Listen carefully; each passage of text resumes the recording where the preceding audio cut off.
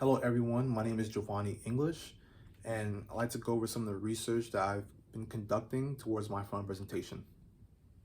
My topic is, are red flag laws negatively affecting citizens? What are these laws?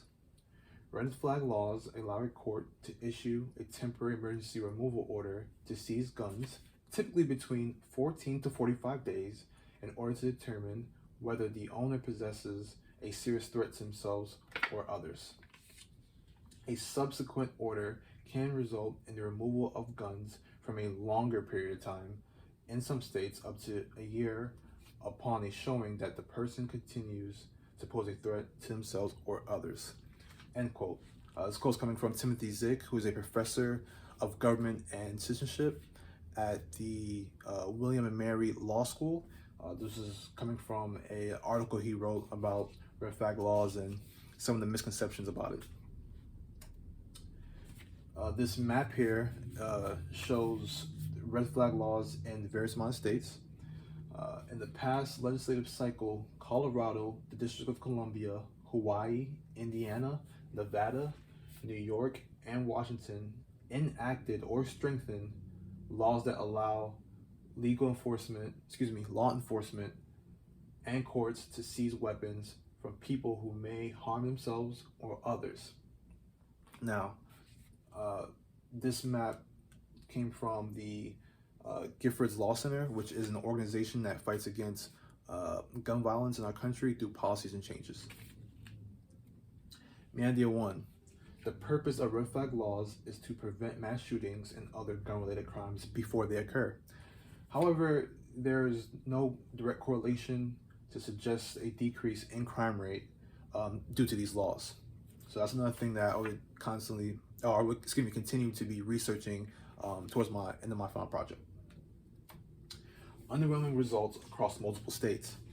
A compelling case study in the District of Columbia suggests that in 10 months since the law took effect, no petitions had been filed.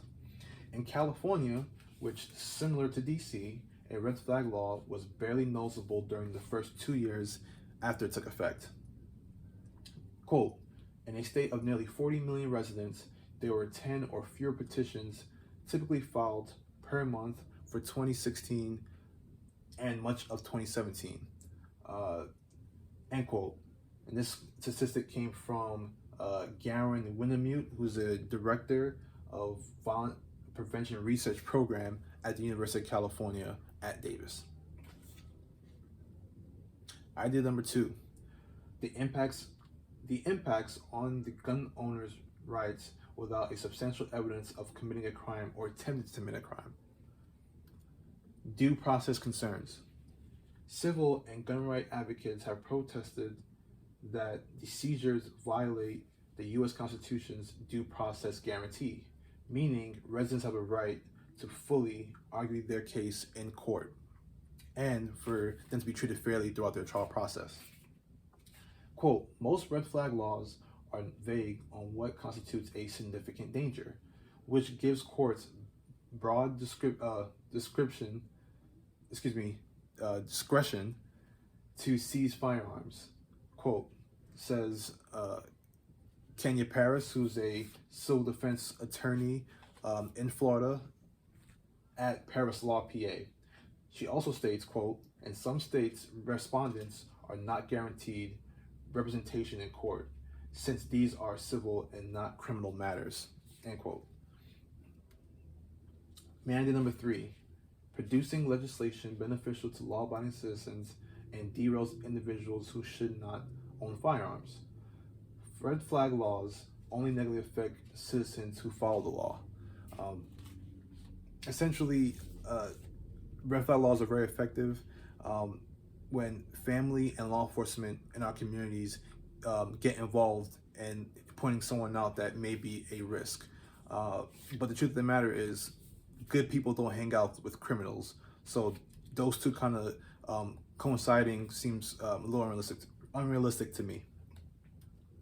Supporting the counter argument, one recent study found that firearm suicides dropped in Connecticut and Indiana two of the earliest states to adopt these laws by 13.7 and 7.5% respectively.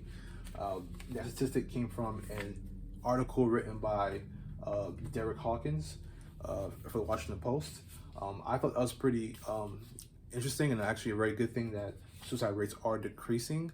I will be doing further research into this case study and this topic because there is no correlation between whether red flag laws helped reduce the suicide rate, since Connecticut has had red flag laws since 1999, so that's over 20 years. So to find out which exact number comes from that 13.7%, definitely something we'll look into.